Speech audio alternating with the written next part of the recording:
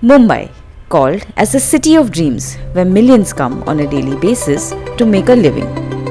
One look around at the city's landscape and we see a complete transformation.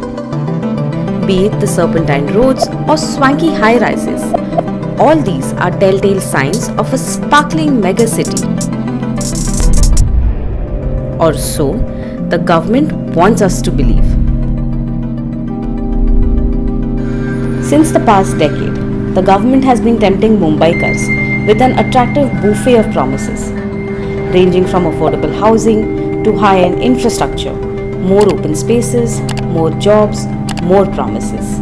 But us Mumbaikars are unaware as the heavily diluted development plan will lead their idea of a mega city into mega catastrophes.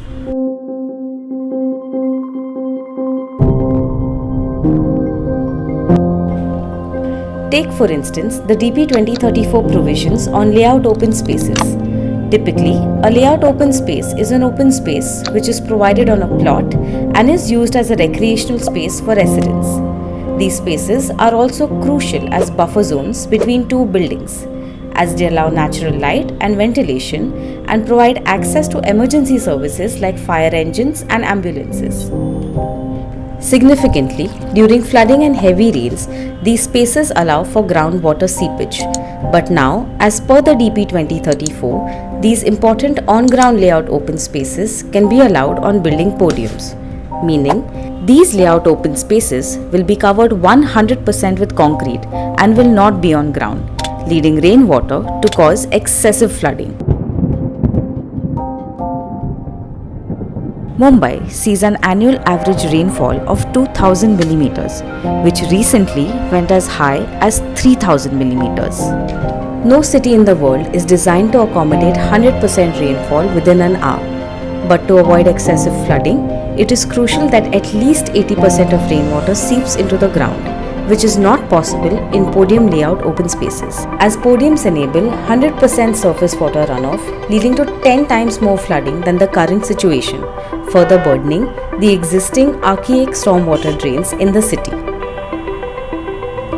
As per the DP 2034 provisions, layout open space of 40 or 100% are now permitted on the podium.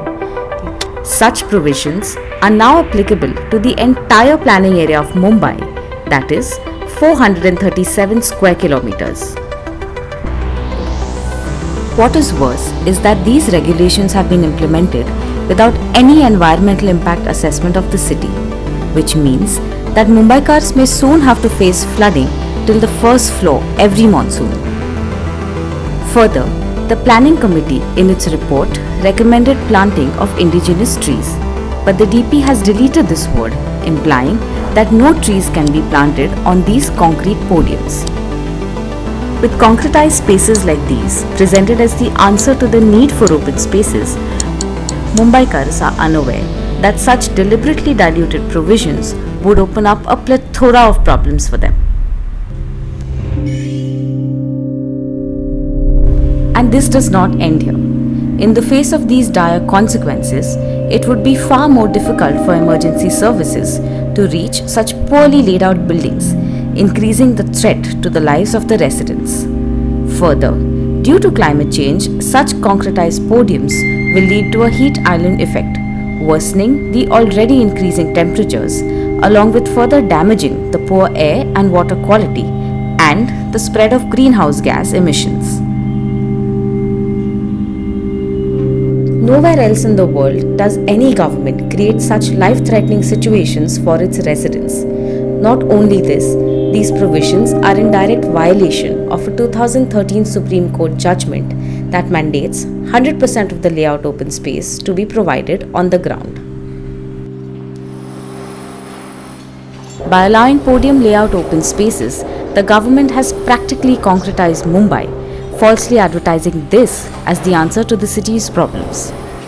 And while Mumbaikars have fallen prey to this illusion, the government's ambitious plans will only lead this mega city into mega problems.